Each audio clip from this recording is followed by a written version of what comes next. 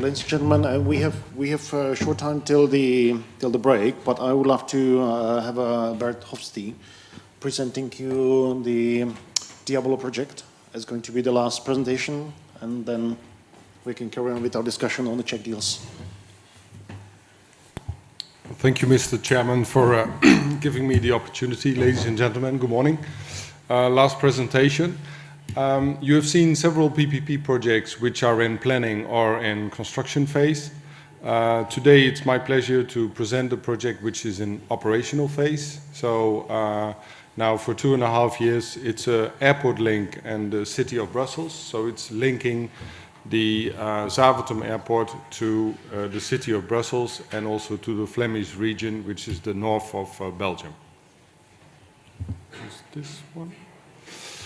What I would like to present to you today is a little bit about the background of the project, so the shareholders and the stakeholders, the project history, the project overview, the structure, the people who are involved in the project, what is the current status, how did we do construction operations, and of course also what's interesting, the lessons learned.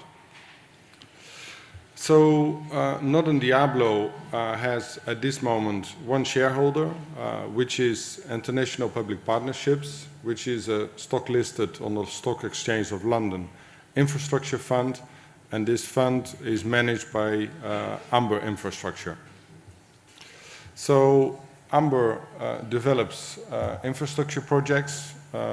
We have built and developed Dublin courts, hospital projects in Australia, so both buildings but also infrastructure. Yeah, we are like many other infrastructure funds. It's maybe a little bit small from in the room, but we did 120 transactions, totally £4.5 billion, and in various areas. So let's talk about the Northern Diabolo project. So in a PPP structure, there are a lot of stakeholders involved. We have the railway operator, Infrabel, which is the infrastructure subsidiary of the Belgian railway operator. Northern Diabolo, which is the SPV, the concessionaire who signed the contract with the authority. The Belgian railway operators who operates the rail. The station is under Brussels Airport, which is an independent company. Then the bank who financed the financing came from Germany, HSH Nordbank. Then there is not only was there the rail link, there was also a lot of road projects involved in this PPP. And the Belgian government decided to set up a separate PPP vehicle for the roadworks. So it was actually two PPP projects in one. One was for the rail and one was for the road. There were several engineering companies involved. NMBS, the Belgium railway company, has an international railway engineering company. It's called TugRail and Eurostation. So these were doing design and engineering works on the project. Then the construction was awarded in a public tender, or was awarded in a tender to THV Dialink, which was a joint venture consortium of several international companies. And then Allen & Overy was the legal advisor for Diabolo. So, as we saw also in the other projects, these type of projects take a lot of time. So if we look at the total project is from 2000, when Infrabel thought about the project, until completion is 2047. And in 2000, maybe that's where in the Czech Republic at this moment you are as well. Are we going to procure it like a standard contract? Are we going to a PPP project? So in 2000, Infrabel and the Belgian government were exactly in the same position. How are we going to procure it?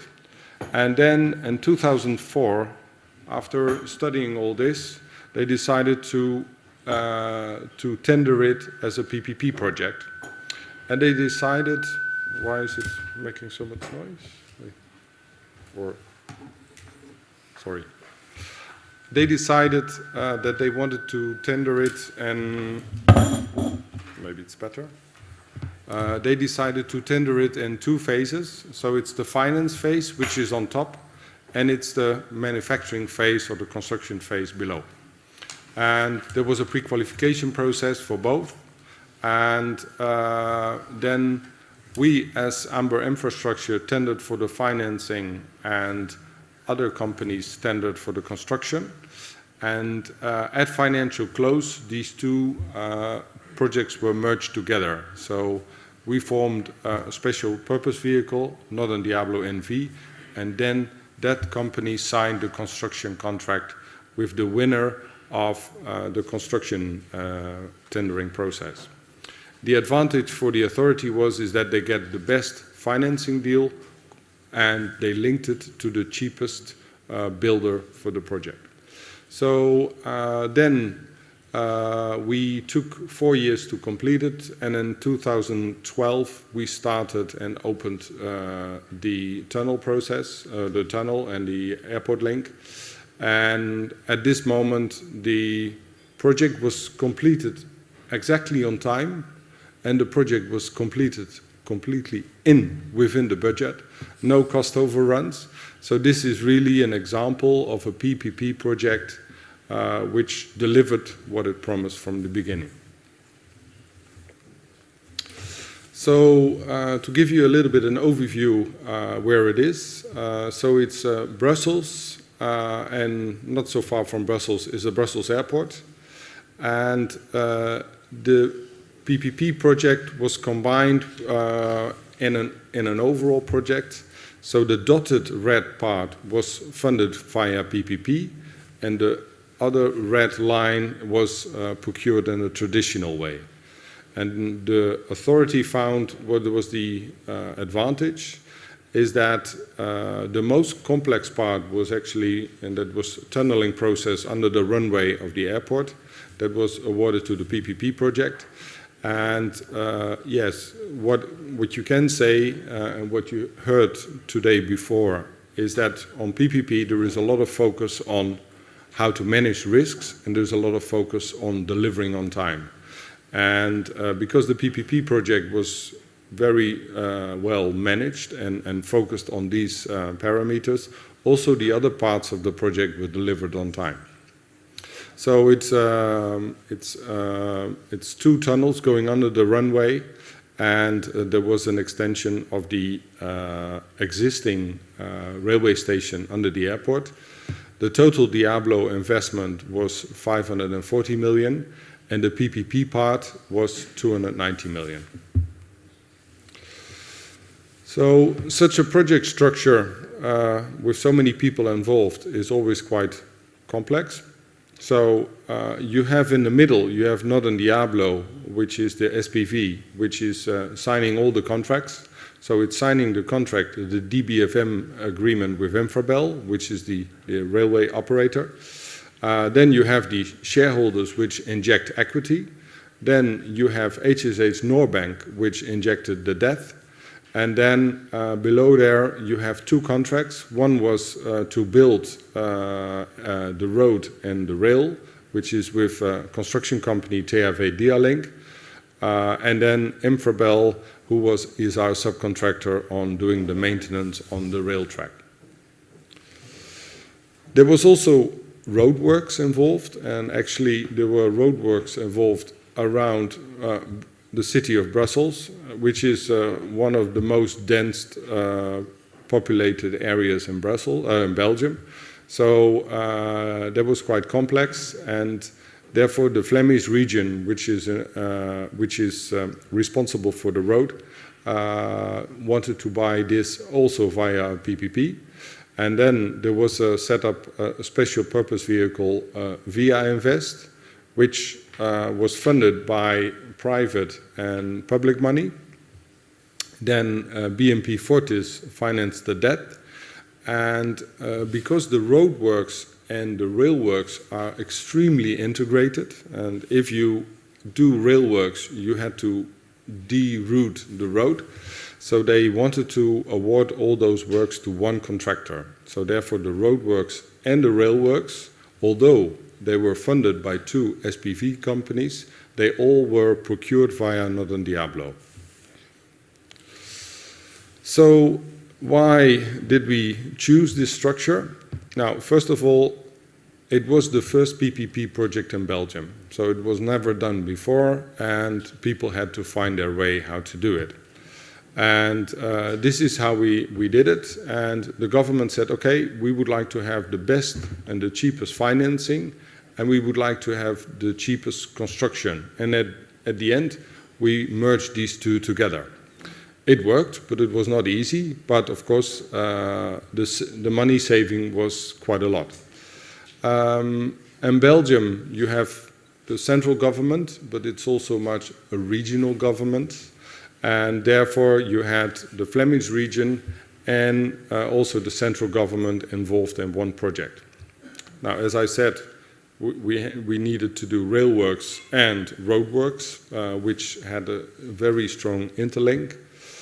Then there was a lot of risk which had to be allocated, what goes to the SPV and what stays with the public. There was quite some complex insurance issues working on an airport with safety requirements, etc. Especially now with all kinds of terrorist issues on airports, etc. And there were also other works still going on. And at the end, you have to set up a project which is bankable, because you must be getting your loans in, and if it is not a bankable project, then you fail to deliver it. So what was our role? Our role as Amber Infrastructure was arranging the competitive financing, and it was partly also based on demand risk. That means that every passenger which goes to the airport pays a certain supplement. And so not all the money comes from the public, so it's not only availability. So if you have the rail available to the public operator, then you get money, like in some of the other projects. Here, every passenger stepping on the train or stepping off the train at the airport pays a certain supplement, and that supplement is being used to pay for the investment.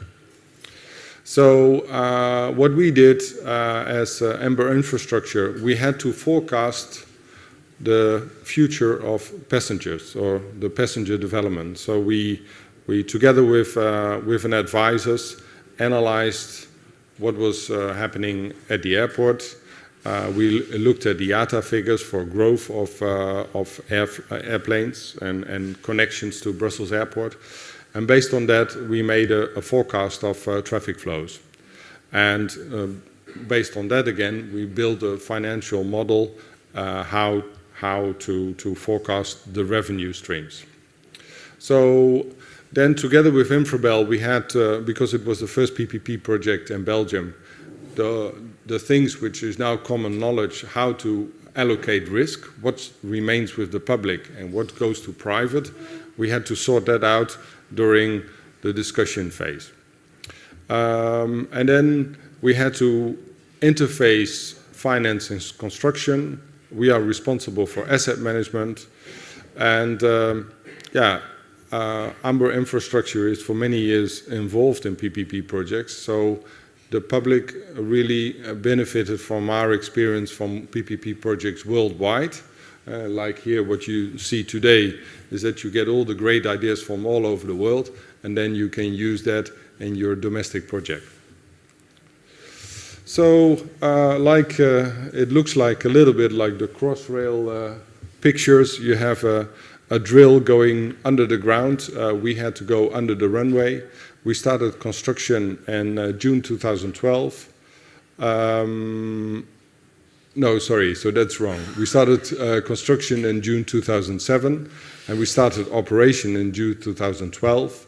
And then in July 2012, new trains started to operate to Mechelen and Antwerp. And today, or in December 2014, we have now direct trains from the airport going to the Netherlands as well. So the construction was quite complex. As I said, there's a lot. It's a very dense area. So the highway E19, which is the highway between the city of Brussels and the city of the port of Antwerp, we had to deroute that because the railway is in the middle of the highway. So and then we had to work at the airport, which of course you have a high level of airport security nowadays. We had radar blockage, so we have to be sure that our construction works did not interfere with the radar system of the airport. So there was a lot of safety requirements. And we drilled two 1 kilometer tunnels under the runway, which had a diameter of 8 meters. And the rest of the works were mostly in cover works. So the PPP time, or the concession time, is 35 years. So now, over a period of 35 years, we are responsible for the infrastructure. And in 2047, we will hand over the infrastructure back to the public operator. We signed a maintenance contract with Infrabel because Infrabel is doing already the maintenance on all the track works. So this small addition to all the other tracks, they will do it as well. And as I said before, we are partly we are paid by supplements which passengers pay when they get on or off the train. So we installed a passenger accounting system which calculates our revenue. The revenue structure which was developed was based on 3 revenue streams. So partly it's some kind of availability payment coming from the operator.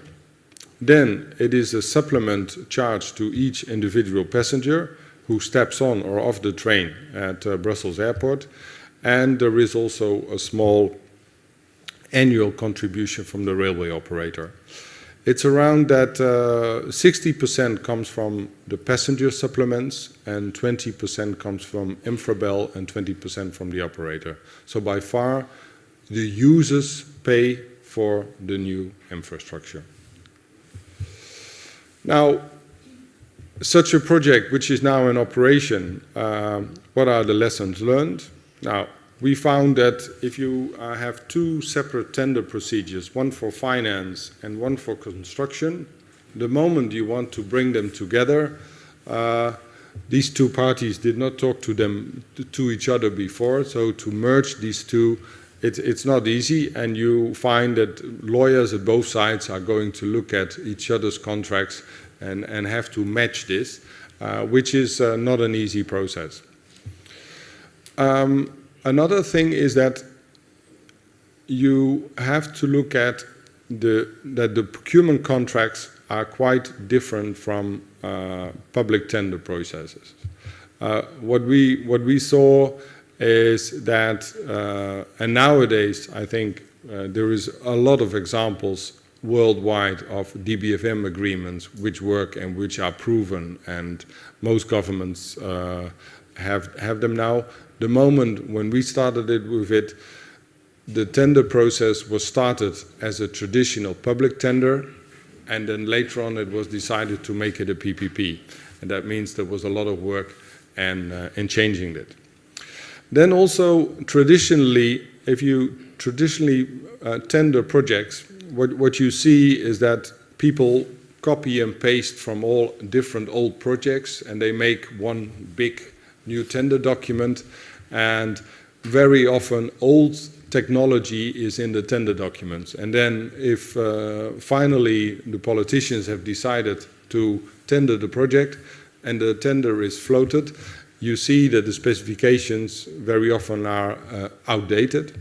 And in a PPP specification, it's much more that you specify the functionality. So it's not saying, I want a switch there, there, there, and there.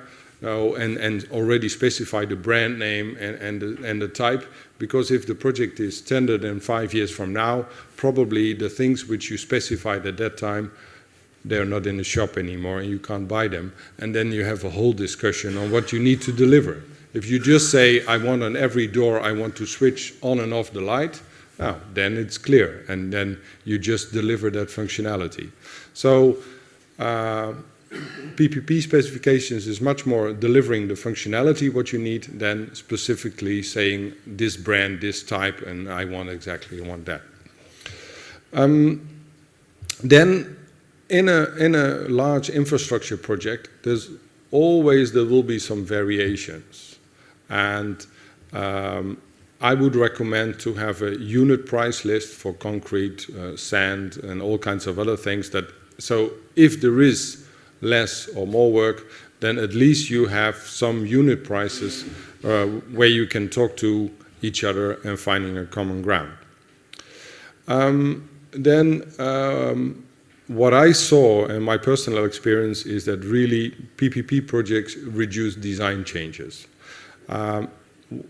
When I was in charge as managing director of implementing this project, from the beginning, when it was awarded, I saw that the engineers from the operator wanted to make changes because people goes to trade shows, people talk to suppliers, and they have all kinds of new ideas.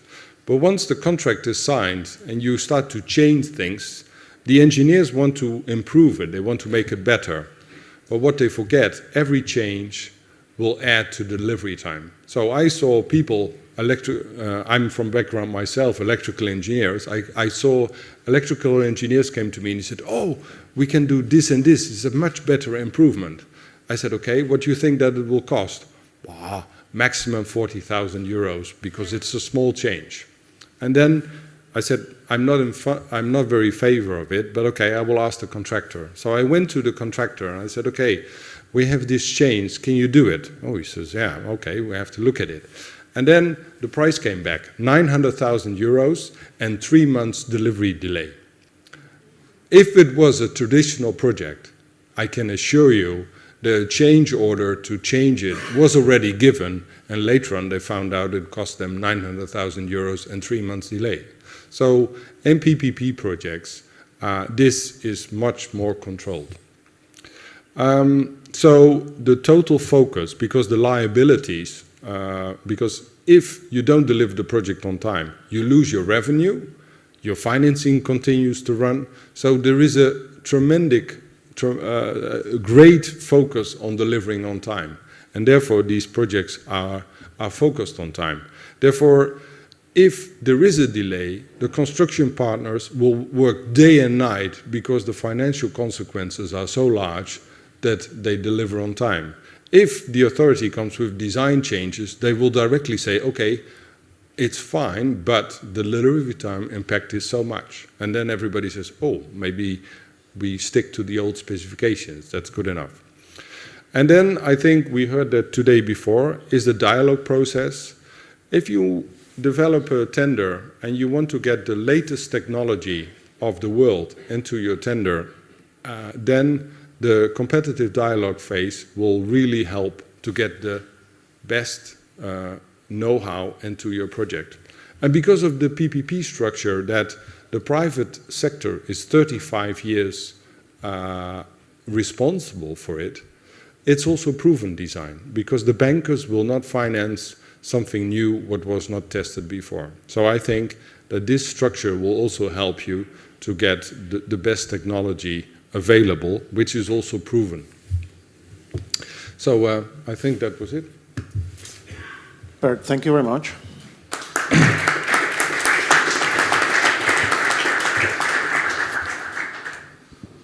Tak, dámy a pánové, já vás poprosím, aby jsme skončili u těch dvou otázek, které se nám hlásí. Pane Šíp, ještě dostanete možnost. Pak bychom si udělali přestávku, a když tak další otázky si dáme potom. Jestli můžu. Spousta Centrum dopravního výzkumu. Ještě jednou, já bych měl dotaz, jaký byl efekt na modal share, protože už to teda jezdí 2,5 roku, takže už se to dá odhadnout. Dojíždění z Bruselu, respektive z Lovaně z Antwerp na letiště.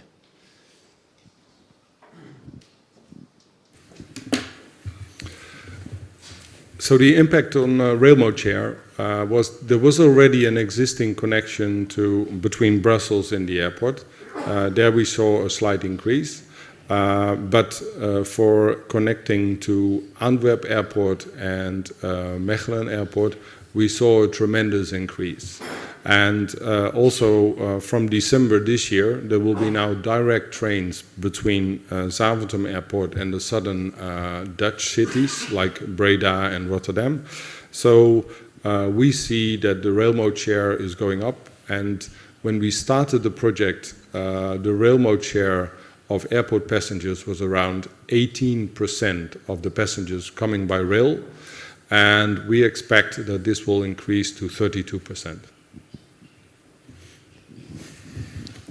Emanuel Šíp, soukromý konzultant.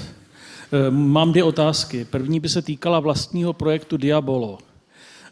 Myslím, že to navazuje i na otázku pana Spousty. Totiž tvrdí se o tom, že tento projekt výrazně zlepšil dopravu ve směru na Antwerpy, případně Leuven.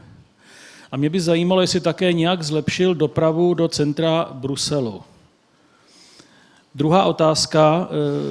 U nás v Česku začínáme po nějakých letech opět uvažovat o projektu PPP na letištní spojení na pražské mezinárodní letiště. Chtěl bych se zeptat, jestli byste mohl krátce shrnout, jaký je rozdíl v letištních PPP projektech pro železniční spojení od PPP projektů na železniční spojení na ostatních tratích. Může se jednat například o provoz speciálních vlaků nebo o přestavbu a přizpůsobení terminální stanice v centru města, nebo se to může týkat třeba nějakých doplňkových služeb. Děkuji.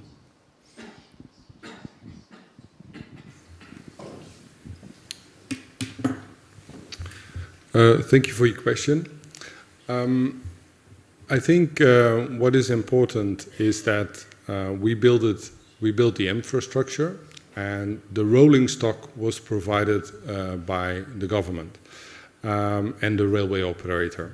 So I think rolling stock for airports or for airport connections, you have to take into account that people have a lot of suitcases and those kind of things. So definitely the space for passengers to put their luggage is very important. But in this project, what we saw that all kinds of trains from all over the country are coming towards the Brussels airport. So it's not only that one specific train travels between Brussels and the airport station, but you will see trains from as you said, from Leuven, from Mechelen, all kinds of domestic trains will stop at the airport. So there were not special trains developed for connecting. Then your first question was about the connectivity if the connectivity between Brussels and the airport was improved. Yes, it was. After the project was completed, the Thalys and the high-speed train to Brussels and Paris stop now also at the airport. So there is a train connection between the airport and Paris. And what you see now, that Brussels Airlines, which is the largest airline on the airport, which has a lot of connections to Africa Station. So now you can buy in Lagos, you can buy an airplane ticket, including the travel to Paris. So you can buy a train ticket, you can buy actually an airplane ticket from Lagos to Paris, and then you fly to Brussels Airport, and then the last bit you take the Thalys train. So, and also because of the additional capacity which we developed, because we can now from both sides we can enter the station. That means we have a lot more possibility to increase the amount of trains to Brussels Airport. And we changed it now, and we increased it from December this year, and also the connection between the airport and Brussels has been improved. Frequency is up, and we still have spare capacity in the future to increase it more when the demand will go up. Thank you. Okay, dámy a pánové, gentlemen, thank you very much for very interesting presentations. A dámy a pánové, já vás poprosím, máme 20 minut na přestávku, není to moc, ale je to ještě pořád něco, aby jsme se trošku osmělili a nečerpali energii. Čekají nás 2 velice zajímavé diskuze, kvůli kterým jste určitě přišli, takže zkusme dodržet 20 minut a děkuji vám za pozornost.